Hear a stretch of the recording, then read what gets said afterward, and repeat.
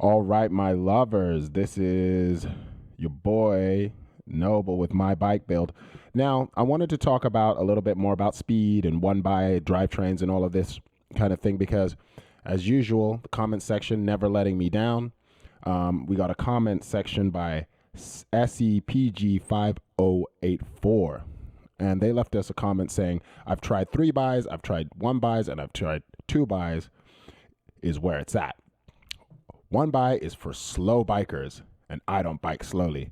So the way I interpreted that comment, it kind of had a little shade to it, as though like, I'm going to feel a type of way. But like when I'm riding a bike, I think about riding a bike as I ride a bike constantly. So I'm constantly trying to think about how my experience is, and if I'm having fun, if I'm having less fun, what should I do to increase the pleasurable experience of riding a bike. Because for me, riding a bike is fun. It's about fun. Now, everybody's different. If to you riding fast is fun, there's nothing I can say to you about that. I think all of us as cyclists want to go fast somewhat, right?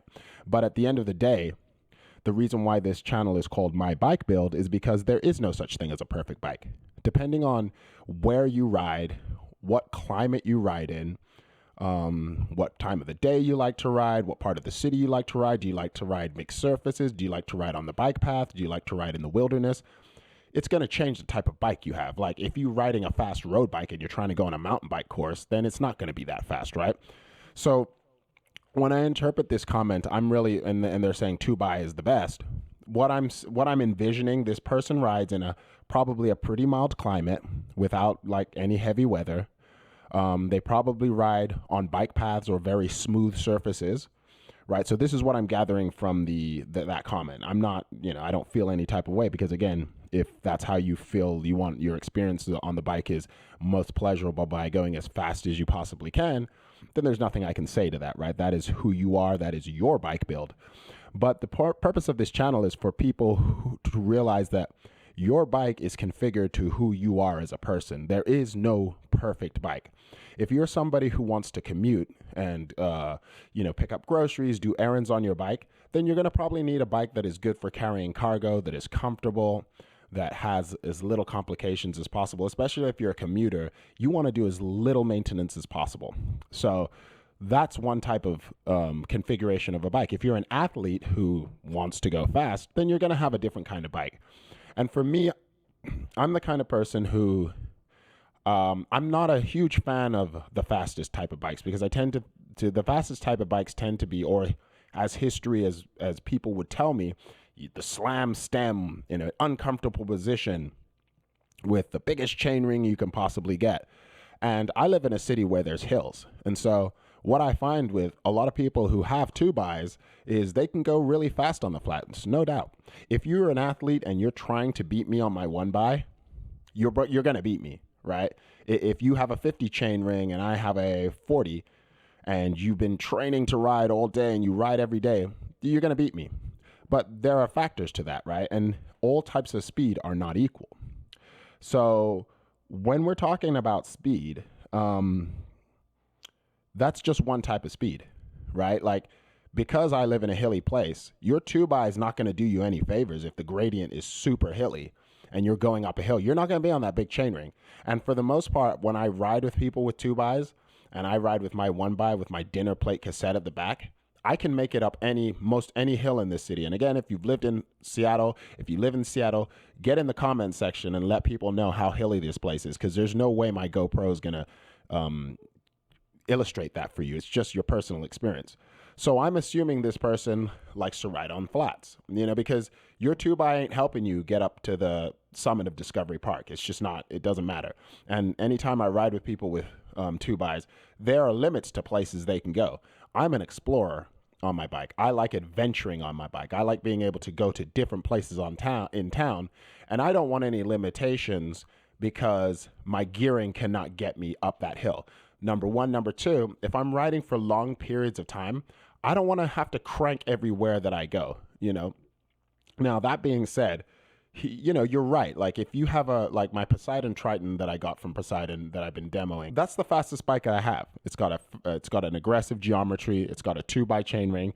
And so if you're trying to go fast on that, and you don't have any other obligations, you're staying on a bike path, you're staying on a place that's safe for bikes, then I would argue, yeah, sure, go fast. But when you're riding in the city, going as fast as you possibly can, it's just not possible. You're always going to limit your speed because there are cars, there are traffic lights, there are pedestrians crossing the street.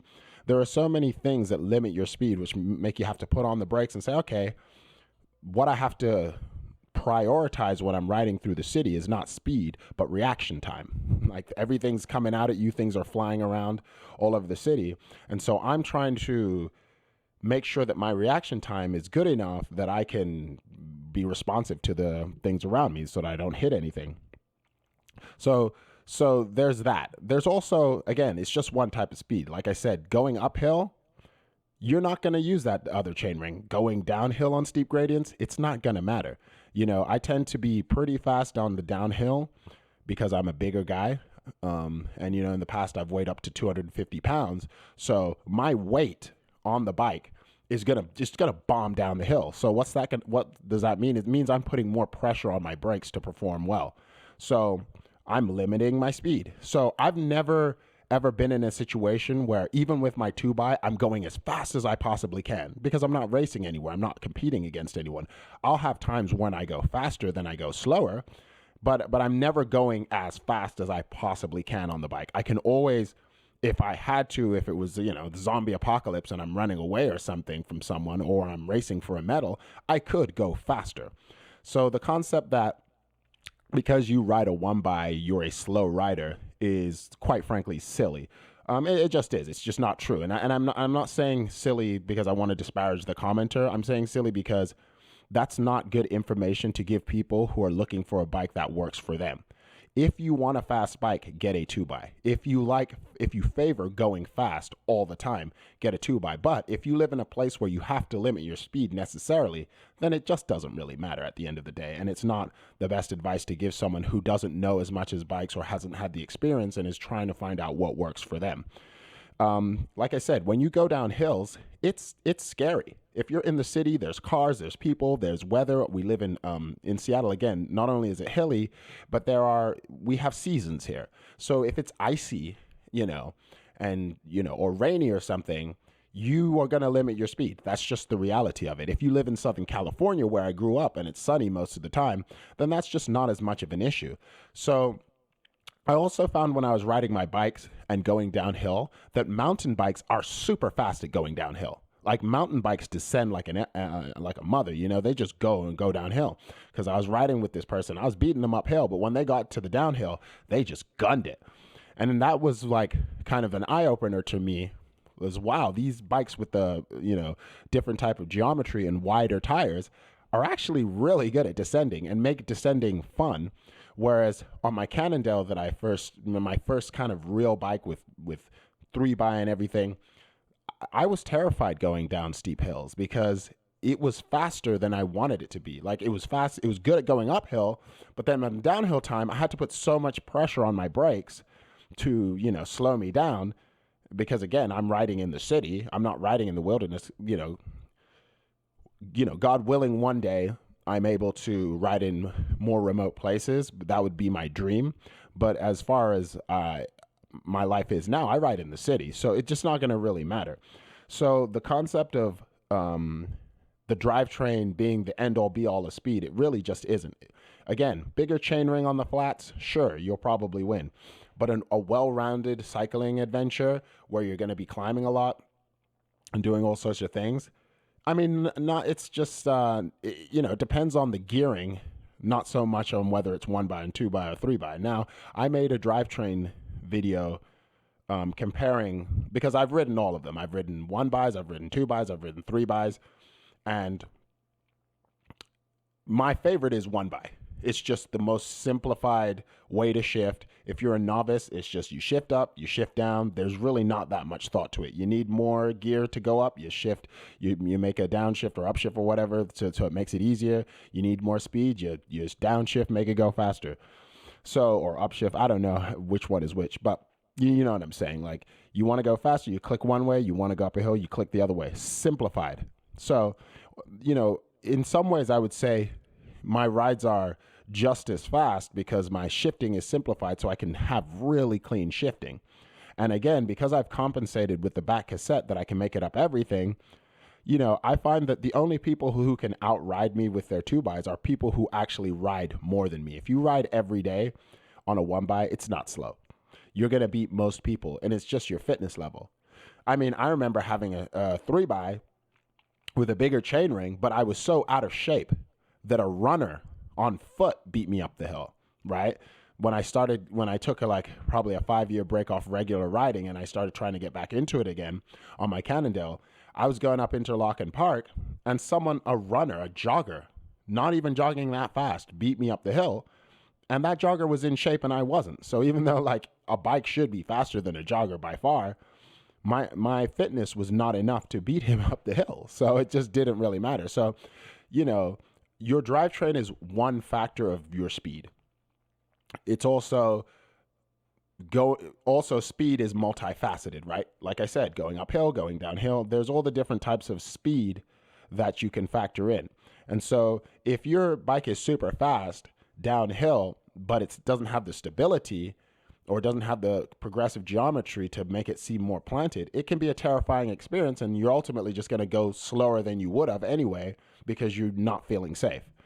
So that's, a part of it. Also, the road conditions, right? If you live in a place that's bumpy and craggy and like there's lots of gaps and bumps in the road, having your, super fast, skinny tired bike is not going to be as fast as having the juicy, tubeless tires going over the surface. So going over rugged surfaces, your 1x2x doesn't matter as much as how much absorption that bike can take over those rugged surfaces. So you're not having to dodge all of these cracks and crevices in the road. Because when I ride my gravel bikes with their 1x and their big tires, I don't avoid any cracks and crevices. It just smoothly rides over them compared to when I'm looking at other people riding around those things. You're cycling further ultimately by cycling around it as opposed to through it. So that slows you down. So there are so many factors that are going to contribute or take away from your speed that, just the drivetrain of its own and just it being a 2x isn't necessarily the thing that's going to make your overall ride faster. It might make you faster in one facet of cycling, I would argue, on the flats. I cannot argue with this person. And maybe even up some mild gradients, I can't even argue. But if the gradient is too big that your 2x doesn't have a big enough cassette to get up it, how fast are you really going if you can't go a certain place, right? Or you have to take another route to get to where you wanted to go. So, that was kind of my thoughts on the situation, and kind of the reason for types of videos like this and responding to comments like that is to really let people who are choosing a bike or thinking about building their own bikes know that you have to make a bike for what you value it for and not for what someone else tells you. So if you are someone who is a speed merchant and you're competitive and you're doing things where you're going up against other highly trained athletes or people who are in shape, then I would make the argument that, yeah, a 2x is probably the best solution for you. But if you're riding like me, where you just want to have fun on the bike, you want to explore, you want to experience the city, I would say it's not that much faster. Because again, if you're exploring and having fun in the city, you're not going to go that fast. And because I ride regularly, I often overtake people with 2x and 3x. It just doesn't matter. Like if my fitness is greater than yours and I'm, don't care about the surfaces and I'm willing to just keep plowing away, I'm going to beat you no matter what your drivetrain is, right?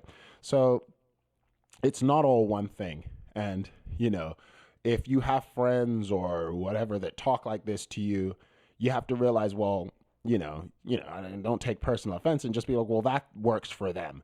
And it took me many years to be like, well, that's what works for you. That's not what works for me. I went so many years without riding a flat bar bike because, everybody else rode the curly drop bars.